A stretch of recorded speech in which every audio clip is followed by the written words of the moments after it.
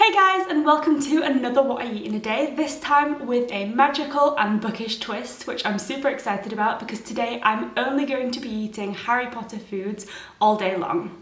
I feel like this is going to be such a fun challenge because in Harry Potter food gets such a focus, particularly in the earlier books and films. There is a massive focus on the food in Hogwarts particularly, but just in the world in general, and so I thought it'd be really fun to try out some of those amazing sounding foods, and of course because I'm vegan, all of the magical foods that I'm going to be making will be vegan as well. Now for breakfast I've decided to try out making Hagrid's famous rock cakes because although Hagrid's were like rocks literally, I'm going to be trying to put a little bit more emphasis on the cake and make them so that they're actually edible, because I feel like rock cakes are kind of just like scones, which is definitely kind of like a breakfasty type item, because other than that the only breakfast foods in Hogwarts that you really get to know are like toast or full English breakfast and things like that, which isn't particularly exciting. So instead I decided to make some Hagrid's rock cakes, so fingers crossed they go okay. I'm making them based on a recipe that I already have on my blog for scones, and I'm just going to be adapting them to make them a little bit more rock cakey. So we're going to go make them now and hopefully they'll be good, and I think I'm going to have them with some marmalade, which gets mentioned a lot in Harry Potter as well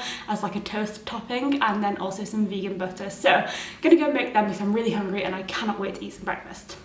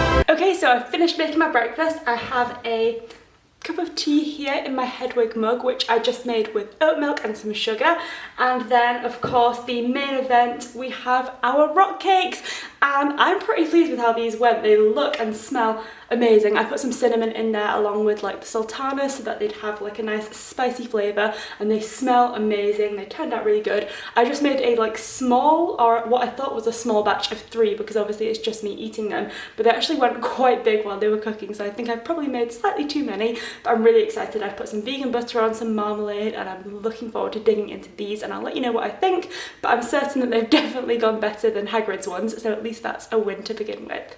Turns out that maybe this should have been called a baking with Hagrid video, and I'm not just referring to my absolutely crazy hair, which definitely looks more like Hagrid's than anyone else from Harry Potter, but obviously I made some rock cakes for breakfast and they were actually so tasty. I'm really glad that I decided to make them.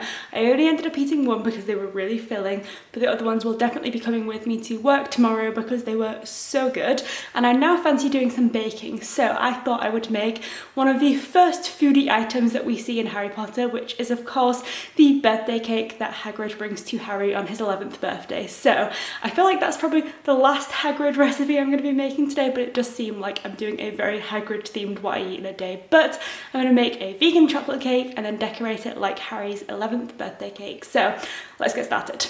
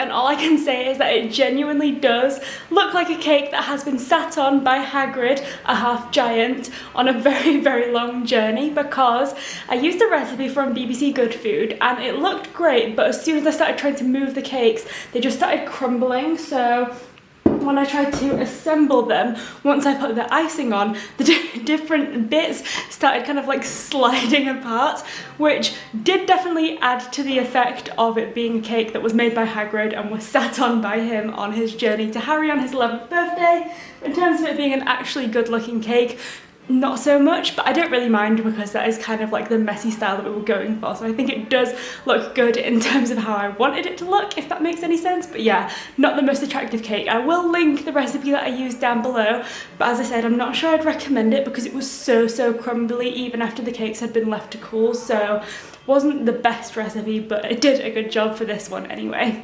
So we've just come back from the gym and I'm now about to make some lunch. It's about 2 p.m. and I'm gonna make a very magical themed lunch because I've decided to make some pumpkin pasties.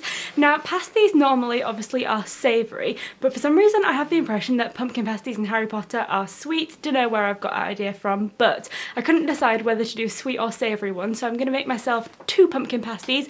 One I'm gonna do as like a sweet one, like kind of like a pumpkin pie filling, so with lots of like cinnamon and stuff like that in it. And then the other one I'm gonna make like savoury with like vegan cheese and maybe onion and stuff, like a cheese and onion type pasty. So I'm gonna make both of them. I'm using some Just Roll vegan, well they're accidentally vegan croissants because all of their pastries are vegan as like the pastry base. And then I'm also gonna make myself some butterbeer, so it's a very pottery lunchtime.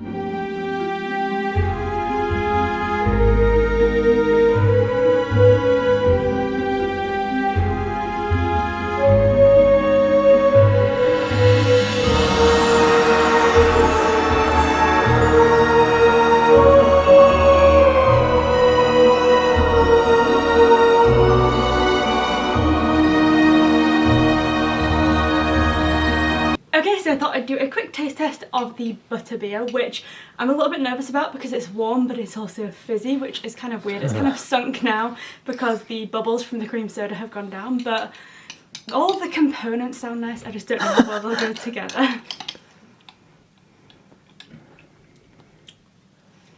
It was actually surprisingly nice. I think I prefer that more than cream soda on its own, which I don't actually like that much, but it's kind of weird flavour combination, but I don't know what more you could expect from a magical drink, but it is pretty nice actually. And I'm also going to try out my pasties. So these are probably going to be extremely hot.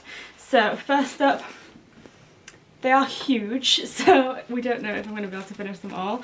We've got our savoury one here, which smells really yummy.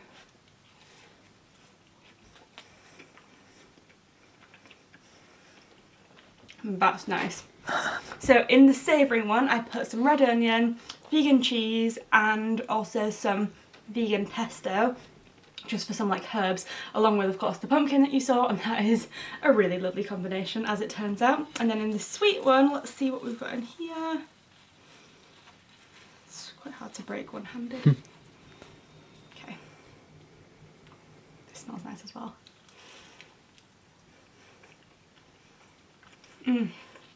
lovely. That one was just the pumpkin, cinnamon, ginger, and then some sugar just to sweeten it up, and that's really nice as well, very like autumnal flavour. Honestly don't know which one I like better. I will come back to you on that one. Cool. It is quite a while later now and I'm finally trying out some of my cake. I didn't end up having any with lunch because those pasties were so filling. I didn't even finish them all because they were so big. But my favourite in the end ended up being the savoury one because it just tasted so delicious. Like honestly, would definitely eat that again. That was really nice. But I thought I'd do a quick taste test of my cake and just see what it's like, because even though it doesn't look great, I'm sure it'll still taste pretty nice. So cheers.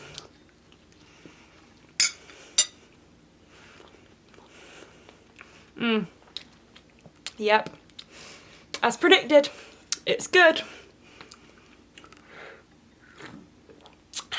Yeah, that's a nice cake, is that? So I actually will, as I said before, link the cake recipe from BBC Good Food down below, because although definitely be aware of the fact that the cakes are going to be very crumbly, it's still pretty tasty. And I guess if you made it as like a brownie, because it is kind of brownie like in its texture rather than like a fluffy cake, it's much more like moist and dense like a brownie. So I reckon if you made it in a brownie tin, waited for it to cool fully and then cut it just into cubes rather than trying to do anything fancy with it, it'd be pretty good. So yeah, very pleased with that cake, and it does look like Hagrid, so I'm happy. Okay, so it's now dinner time. I'm just about to start making my evening meal, and I feel like it wouldn't be a proper Harry Potter what I eat in a day without making myself a big Hogwarts feast, because I feel like of all of the foods that you see in Harry Potter, the Hogwarts massive like banquet feast that they have in the Great Hall are probably the thing that you see most often because they're just so incredible to look at.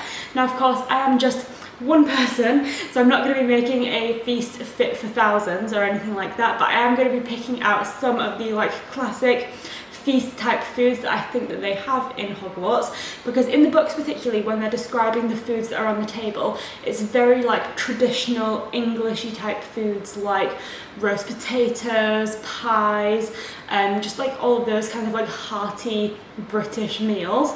So with that in mind, what I've decided to make myself is kind of like a roast dinner type thing. So I've picked up this mushroom pie from M&S because they often talk, I feel like they talk about like steak and kidney pies, which sounds disgusting, but mushroom pie sounds incredible. So I'm going to make myself a mushroom pie. I've also gotten from M&S again some garlic and rosemary roast potatoes, which happen to be vegan, which is really handy. This means I don't have to make my own roast potatoes. And then I'm going to try, emphasis on the word try, to make myself a vegan Yorkshire puddings. Now I've never tried to do this before because it's just a lot of effort. I've never made Yorkshire puddings from scratch, to be honest, because it is a lot of effort.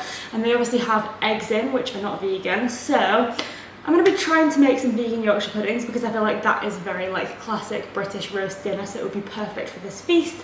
So we'll see how that goes. And I'm also doing some veg and gravy and stuff like that. So it's going to take me a little while to make all of this, so I'm going to get started on cooking and I will show you the end result. So my Yorkshire puddings, if I can even call them them, are out of the oven now, but they look a little bit weird to say the least. They look more like scones or like weird cupcake things than they do classic Yorkshire puddings, but I'm not going to judge them too harshly until I've tried them because they might still be really tasty. So I'm just going to drown them in gravy and give them a go like I would with any other Yorkshire pudding.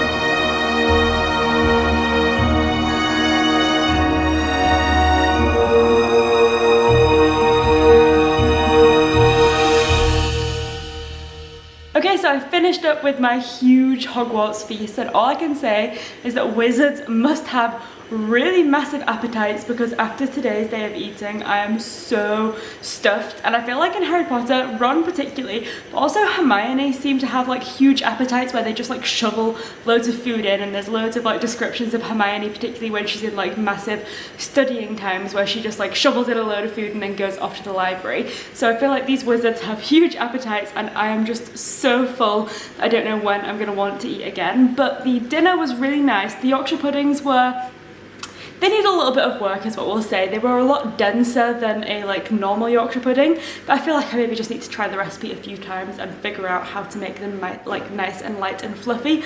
But overall, I've had such a fun day making all of these magical Harry Potter themed recipes, and I hope you've enjoyed seeing them all as well. And yeah, thanks for watching. I'll see you next time.